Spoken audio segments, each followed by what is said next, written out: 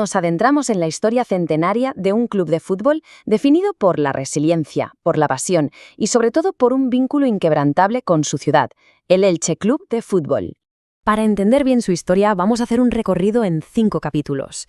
Veremos su origen, que es de lo más curioso, su edad de oro, por qué se le conoce como un club ascensor, cómo ha sobrevivido a todo en la era moderna y, por supuesto, hablaremos de las leyendas que han vestido su camiseta.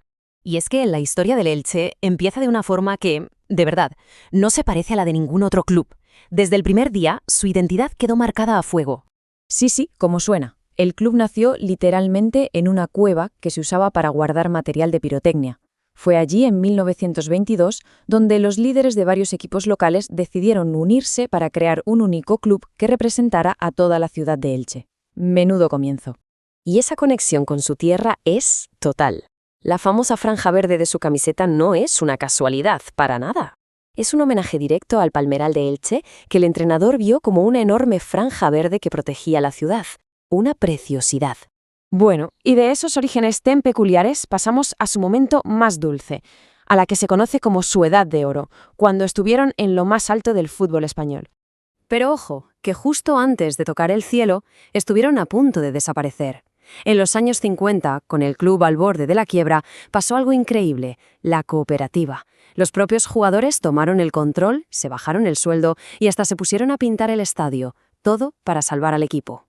Y con esa energía, con ese espíritu de supervivencia, lo que vino después fue una locura. El equipo logró un ascenso meteórico, de tercera a primera división, en solo 2 temporadas. 2 ascensos seguidos. El punto culminante de esta era llegó en la temporada 63-64. Con Heriberto Herrera en el banquillo consiguieron un histórico 5º puesto en Primera División. Es a día de hoy su mejor clasificación en la liga. Y aquí tenemos al equipo de leyenda que llegó a la final de la Copa del Generalísimo del 69. La perdieron por la mínima, 1-0, contra el Athletic de Bilbao, pero lo más memorable fue ver cómo 20.000 aficionados vaciaron Elche para ir a apoyar a sus héroes a Madrid.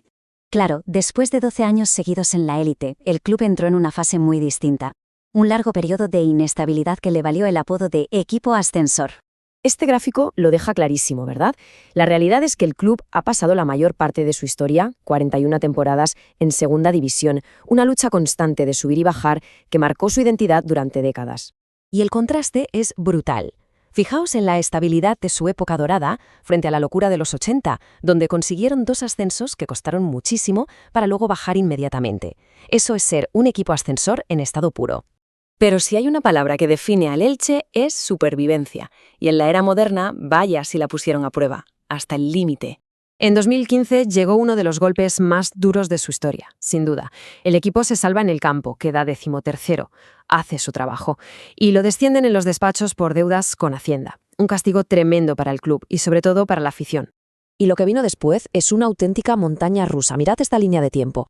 Del descenso administrativo a segunda, a otro descenso a segunda B, para luego encadenar 2 ascensos y volver a primera en solo 3 años. De no creer. Toda esta historia de lucha y supervivencia, claro, se apoya en nombres propios, en jugadores legendarios que definieron lo que significa llevar la franja verde en el pecho. Y es que el club ha sido cuna de grandes goleadores. Desde Pierita en los años 40, pasando por el Gran Babá en la Edad de Oro, hasta Romero, que es su máximo artillero en primera. Todos dejaron una huella imborrable. A ver, hacer un mejor 11 siempre genera debate, ¿no? Pero si tuviéramos que elegir uno, esta alineación tendría titanes de todas las épocas, desde Quirant, el capitán de la cooperativa, a Babá y Asensi de la Edad de Oro, y por supuesto el héroe de la era moderna, Nino. Y es que si hay un símbolo moderno de lealtad y de persistencia, ese es Juan Francisco Martínez, Nino. Con más de 135 goles es el máximo goleador del club en el fútbol profesional y bueno, una leyenda viva para todos los franjiverdes. Al final, la historia del Elche demuestra que un club es mucho más que sus resultados. Es el espíritu de su ciudad. Un club que nació en una cueva, que fue salvado por sus propios jugadores y que ha resurgido de sus cenizas una y otra vez. La pregunta es, para un superviviente nato como este, ¿cuál será el próximo capítulo?